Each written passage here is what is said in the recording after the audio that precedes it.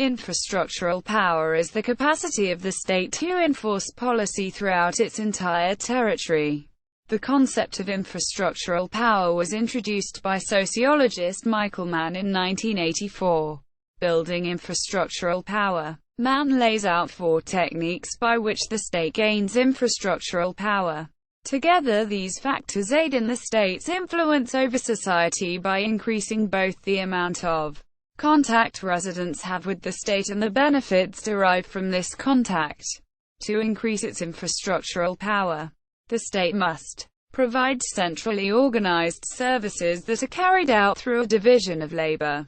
This distribution improves the efficiency of the infrastructure, ensure the literacy of the population, which provides a means of informing the public about state laws and allows for a collective awareness of state power, produce a system of weights and measures and a currency to facilitate the exchange of goods. The state must be able to guarantee that these goods ultimately have value. Provide effective systems of communication and transportation.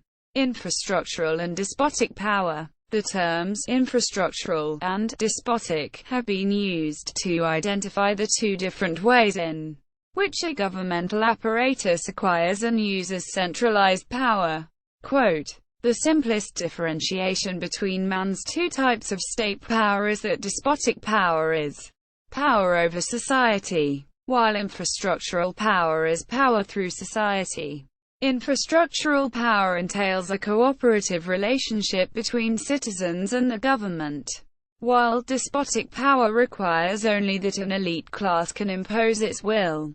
States do not utilize only infrastructural or only despotic power. The 2 types coexist within a state." In 1993, Mann clarified his definition of infrastructural power, indicating that despotic states rely on infrastructural power as they attempt to control their territory. The goal of an authoritarian state is to combine despotic and infrastructural power in a way that allows it the maximum influence over social life. The 2 types of power exist in tension in weak states. Infrastructural power requires a level of cooperation and compromise between institutions that generally undermines despotic power. A state whose power is primarily infrastructural can provide services throughout its entire extent, which decreases its likelihood of becoming a weaker failed state. Conversely, a weaker collapsed state has little chance of providing the type of infrastructure needed to ensure infrastructural power. In such cases, a state may rely on despotic power, or the power of elites over society, to maintain control. The modern territorial state. Infrastructural power has become more important since the time of the American and French revolutions. As civil society gained political authority in Western states, despotic power became less accepted. As such, infrastructural power became considered a positive type of power. It is a source of legitimacy derived directly from civil society and therefore, at least in theory, directly from the people. Infrastructural power is fortified by the state's ability to perform the services its constituents demand. Imperial states and feudal states, both low in infrastructural power, depend on the despotic rule of an elite class for societal order. Monarchs and emperors of the past could not extend their direct rule to every aspect of social life without the aid of modern technology. Beginning with the Industrial Revolution, the infrastructural power of developed states rose rapidly.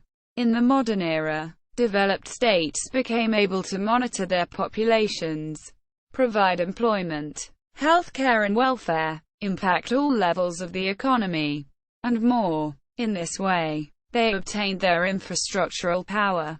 The modern state system is more conducive to infrastructural power than past systems have been.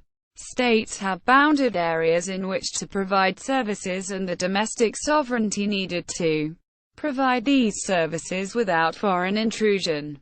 Mann argued that because states are territorially bounded and centrally organized, they have an advantage in power over other elements of society.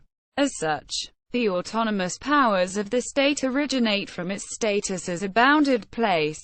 According to Mann, the two governmental systems highest in infrastructural power are bureaucratic states, such as the United States of America, and authoritarian states, such as China. Bureaucratic states.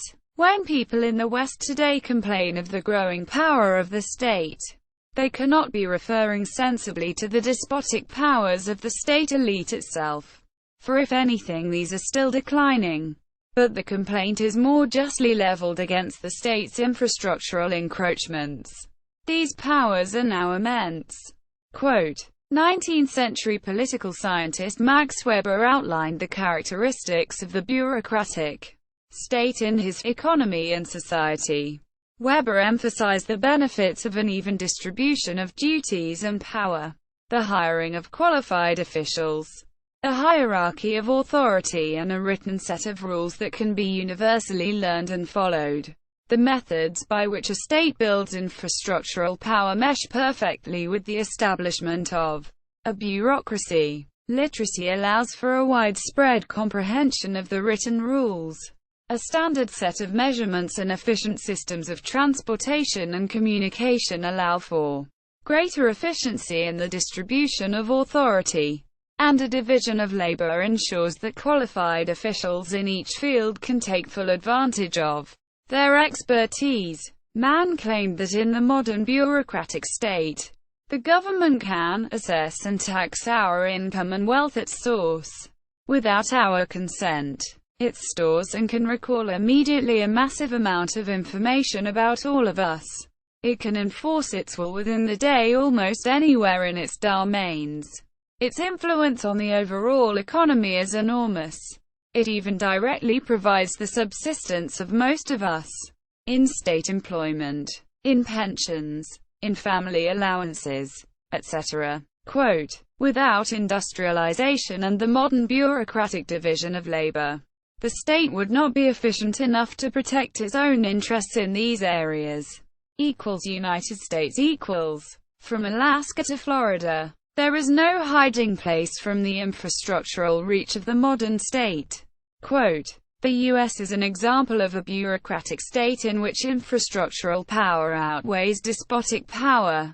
Mann attributes this fact to the U.S. status as a modern, industrialized state. As a capitalist democracy, it has the advantages of an active civil society and a system of taxation.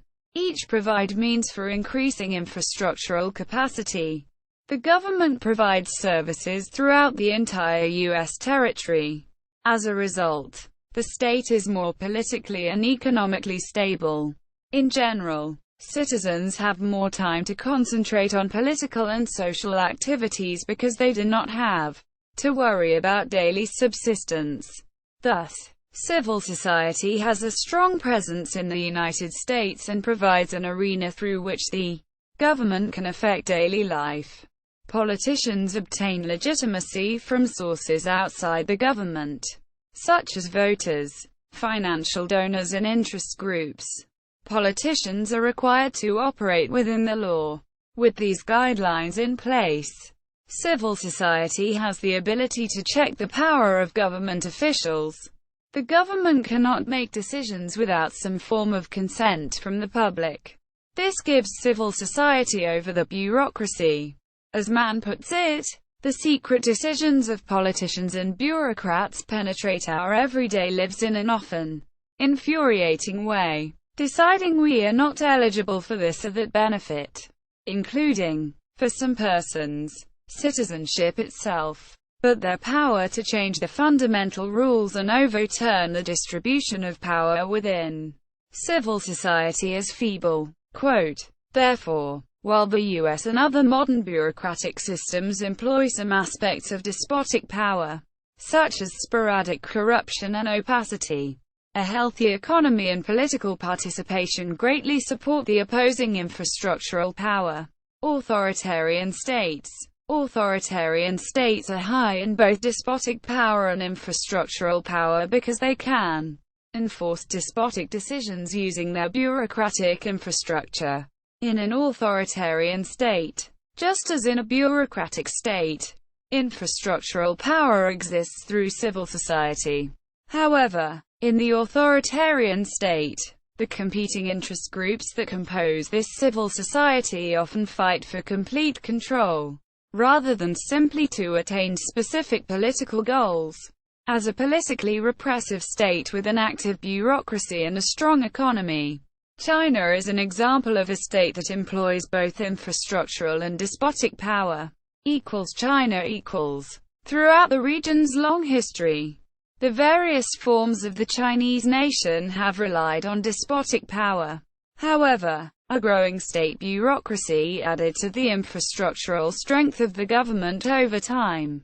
According to the U.S. Department of State, successive Chinese dynasties created and developed, over thousands of years, a system of bureaucratic control that gave the agrarian-based Chinese an advantage over neighboring nomadic and hill cultures, while securing geopolitical strength in this manner. The Chinese bureaucracy also guaranteed a domestically powerful state, with the establishment of a statewide Confucian ideology and a common written language. The government further infiltrated social life. The Communist, autocratic People's Republic of China emerged in 1949. The regime was high in despotic power, but as it became more involved in the lives of the people, it became infrastructurally powerful as well. The approach resembled that of the Soviet Union, another authoritarian state that prioritized infrastructural power. The military, the party and mass labor and women's organizations formed a strong civil society that provided infrastructural power in support of the state's despotic power. The government was thus inextricably tied to civil society. An illustration of Mann's comments on the infrastructural power of authoritarian regimes. Authoritarian is meant to suggest a more institutionalized form of state despotism, in which competing power groupings cannot evade the infrastructural reach of the state, nor are they structurally separate from the state, as they are in the bureaucratic type. All significant social power must go through the authoritative command structure of the state. Quote, after the communist takeover, the state instituted strict control over social life, including a ban on religion and a law that limited families to one child, seizing control over the most personal aspects of day-to-day life. These policies were declared despotically, but enforced only through a strong infrastructural presence. In 1989, a protest in Tiananmen Square turned into a tragic manifestation of the combination of infrastructural and despotic power. The Chinese government sent in the military to end a protest of the oppressive nature of the regime. In this case, the government relied on its infrastructural power to protect its despotic power. China later opened to the international community. Thereafter, economic growth supported infrastructural power. As more development occurs, infrastructural power remained on the rise. Notes. Agnew, John, ed. 1 March 2004. A World of Territorial States. Geopolitics. Revisioning World Politics. Routledge. pp. 55-56. ISBN 978-1-134-38951-3. Agnew, John. 2005. Sovereignty Regimes, Territoriality and State Authority in Contemporary World Politics. Annals of the Association of American Geographers. Oxford. Blackwell Publishing. pp. 437-461. Dalakoglu, Demetrius. 2009. An Anthropology of the Road. London. UCL. Dalakoglu, Demetrius. 2016. The Road. Manchester. Manchester University Press. U.S. Department of State. Bureau of East Asian and Pacific Affairs. April 2006. Background note. China. Lai, Brian. Slater, Dan. 1 January 2006. Institutions of the offensive. Domestic sources of dispute initiation in authoritarian regimes. 1950 to 1992. American Journal of Political Science. 50. 1. 113 to 126. DOI 10.1111 J. 1540 to 5907.2006.00173 X. ISSN 1540 to 5907. Lucas, John. The 1st of September 1998. The tension between despotic and infrastructural power. The military and the political class in Nigeria. 1985 to 1993. Studies in Comparative International Development. 33. 3. 90 to 113. DOI 10.1007 BF026877493. ISSN 0039-3606. Mann, Michael. The 1st of January 1984. The Autonomous Power of the State. Its Origins, Mechanisms and Results. European Journal of Sociology. Archives Européennes de Sociologie, Europäisches Archiv für Sociologie. 25. 2. 185 to 213. JSTOR 23,999,270. PDF. The World Bank. 8 September 2006. World Bank assists China's Sichuan province to improve urban functions in 4 cities. News and Broadcast. Weber, Max. 1922. Bureaucracy. Wirtschaft und Gesellschaft. Economy and Society. Part 3. pp. 650 to 78.